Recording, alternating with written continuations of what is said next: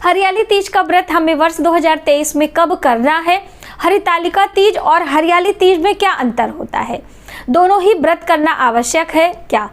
हरियाली तीज व्रत का पूजा का शुभ मुहूर्त क्या है? तृतीया तिथि का प्रारंभ कब से हो रहा है, कब होगी समाप्त? इस दिन हमें क्या क्या चीज़ें दान करनी चाहिए और किसे दान करनी चाहिए?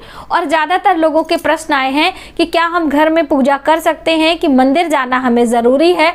सुहाग की वस्तुओं में जो हम जैसे कि जो भी सुहाग की चीज़ें हैं मैं आपको दिखाना चाहूँगी।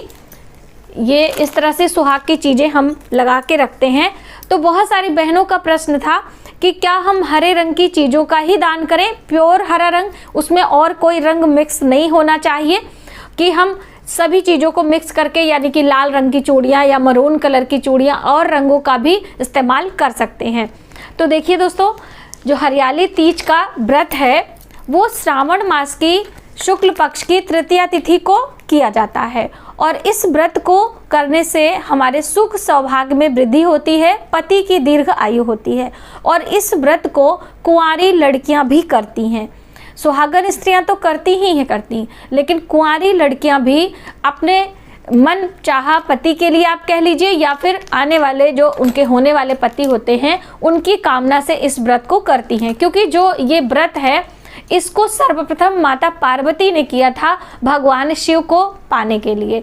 तो ऐसी मान्यता है कि जिन बहनों का ब्याह नहीं हुआ है वो विवाह जल्द होने का योग बने वो इस व्रत को कर सकती हैं।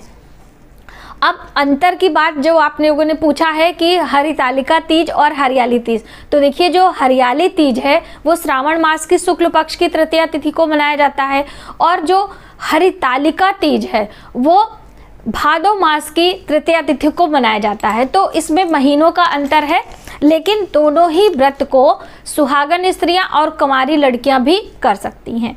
साथ ही इस दोनों व्रतों में माता पार्वती और भगवान शिव की पूजा की जाती है। माता पार्वती के आशीर्वाद से हमारे जीवन में सुख सौभाग्य समृद्धि में वृद्धि होती है, भगवान शिव की भी कृपा प्राप्त होती है, क्योंकि शिव और शक्ति दोनों एक ही हैं। तो इसलिए संयुक्त जो प्रतिमा होती है उसी की पूजा करने का विधान है। अब जो बहनों का प्रश्न है कि हम घर में करें कि मंदिर में करें, तो देखिए आपके आसपास में यदि शिवालय है तो बिल्कुल आप मंदिर जाएं, एक लोटा जल ही चढ़ा कर आएँ, लेकिन मंदिर अवश्य जाएं, क्योंकि देखिए मंदिर का औरा, मंदिर का आभा अलग होता है और घर की चीज़ें घर की ही होती हैं। अब जैसे आप समझ लीजिए कि आपका विवाह घर से हो या फिर किसी गेस्ट हाउस से हो, तो ये आप अंतर समझ लीजिए। थोड़ा सा मैंने ऐसे ही बोल दिया है क्योंकि मंदिर तो मंदिर ही होता है, तो इसलिए आप मंदिर अगर अवसर है तो जाएं।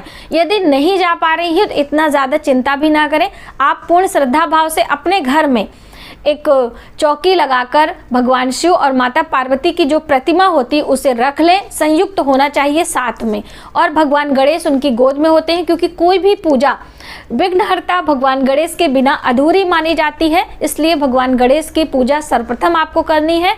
उनकी आज्ञा से हम माता पार्वती और भगवान शिव की जो है पूजा करते हैं। अब पूजा में जो मौसमी फल हैं, ऋतु फल है और साथ ही दूध, दही, घी, शक्कर यानी कि जो पंचामृत बनाने की चीज़ें होती हैं 5 प्रकार की, वो आप सभी ले लें। भगवान शिव पर एक एक करके चीज़ें, जैसे फोटो है तो अर्पित करने में प्रॉब्लम होती है तो एक पात्र ले लें। हमने आपको अभी जो रिसेंटली पूजा आई थी कौन सी, उसमें मैंने पूजा करके इस तरह से दिखाया था सावन के व्रत में, तो आप उस तरह से सामने भाव करते हुए वो सभी चीज़ों को अर्पित कर सकते हैं। बाद में उसे पंचामृत के रूप में आप अपने पूरे परिवार को प्रसाद भी दे सकते हैं। यदि शिवलिंग है तो शिवलिंग की भी पूजा आप करें, भगवान के प्रिय चीज़ों को आप अर्पित करें। सुहाग की जो भी चीज़ें आपसे बन पड़ती हैं, आप श्रृंगार की चीज़ें ले लें, चूड़ी ले लें, मेहंदी ले लें। देखिए मेहंदी भी लगाने की प्रथा है। इस दिन जो भी स्त्रियां पूजा करती हैं वो अपने सौभाग्य में वृद्धि के लिए नई चीज़ों का इस्तेमाल करें। साथ ही आप हरे रंग का वस्त्र धारण करें, क्योंकि श्रावण के महीने में हरे रंग की प्रधानता होती है। हरे रंग की वस्तुओं के दान का और हरे रंग की वस्तुओं को पहनने का भी, तो आप कोशिश करें कि हरे रंग की वस्तु पहने। और साथ ही दोस्तों पूजा करने के लिए सारी चीज़ें गिरी जा रही हैं। तो हरे रंग में तो मैं आपको बताना चाहूँगी कि जब भी आप इस तरह की कोई विशेष पूजा करते हैं तो आप जो साड़ी कपड़े पहनते हैं उसके साथ में इस तरह की चुन्नी आती है जो विवाह की चुन्नी होती है, तो उसे आप ज़रूर ओढ़ा करें। बहुत सारी बहनों का प्रश्न था कि हमारे जो विवाह की चुन्नी है वो हमारे घर पे है, जो आपका पैतृक घर है, जो आपका गांव है वहाँ पर है, शहर में हम आए हैं हमारे पास चुन्नी नहीं है। तो आप एक मार्केट से इस तरह से चुन्नी ले लें और उस पर गोटा लगा दें। इस तरह से ये किनारी गोटे का बहुत बड़ा महत्व होता है। तो आप गोटा वाली चुन्नी आप ले लें और इसे जब भी पूजा करें तो इस तरह से ओढ़ कर और उसके बाद ही पूजा करें।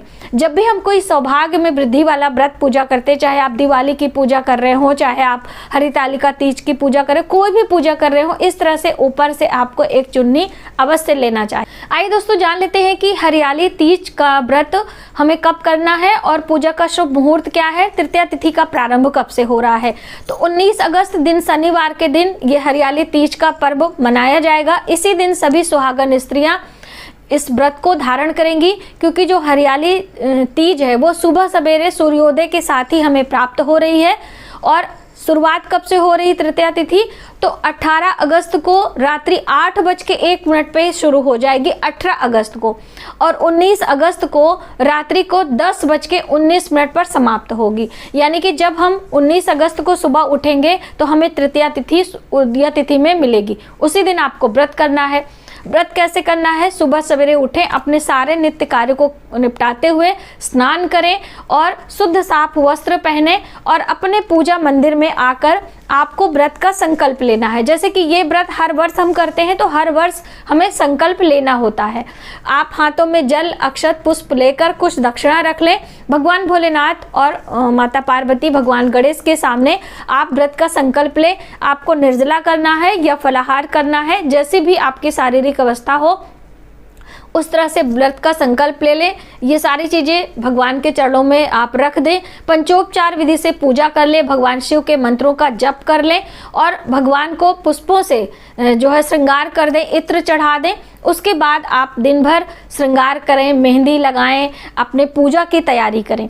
और संध्या के समय शाम को 6 बज के पूजा का जो समय है 6:52 से लेकर 7:15 का जो समय है बहुत ही शुभ है।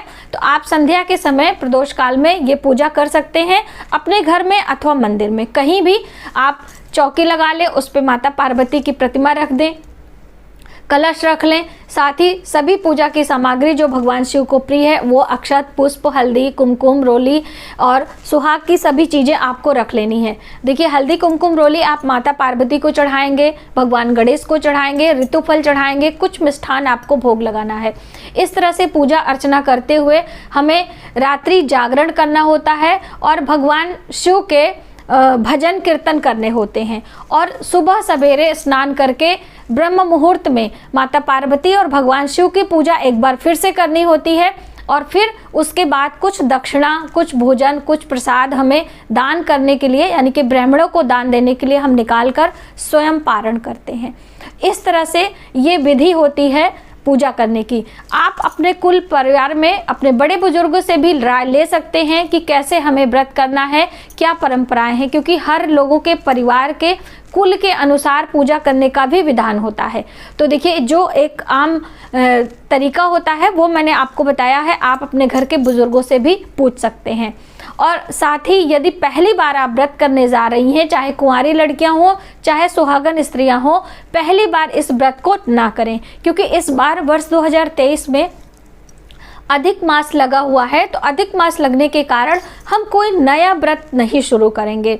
ठीक है, तो आप इस व्रत को पहली बार ना करें। यदि आप पहले से करते आ रहे हैं तभी इस व्रत को करें। आपके घर में जो भी लोग करते हैं आप उसमें सहयोग कर सकते हैं, कथा पूजा सुन सकते हैं, ईश्वर से प्रार्थना कर सकते हैं, लेकिन व्रत की शुरुआत आप नहीं कर सकते। आप श्रृंगार कर लीजिए, चूड़ी बिंदी जो भी आपको जो है दान करना है वो भी आप दान कर सकते हैं, लेकिन व्रत की शुरुआत ना करें। तो इस तरह से हरियाली तीज का व्रत करें और अपने जीवन में सुख सौभाग्य की प्राप्ति करें, भगवान शिव का आशीर्वाद प्राप्त करें। तो आज की वीडियो में बस इतना ही। यदि हमारी जानकारी आपको थोड़ी सी भी हेल्पफुल लगे तो प्लीज़ हमारी वीडियो को लाइक करें, शेयर करें, सब्सक्राइब जरूर करें न्यू वीडियोज़ के लिए। मिलते हैं एक नई जानकारी के साथ नए वीडियो में, तब तक आप अपना ख्याल रखें।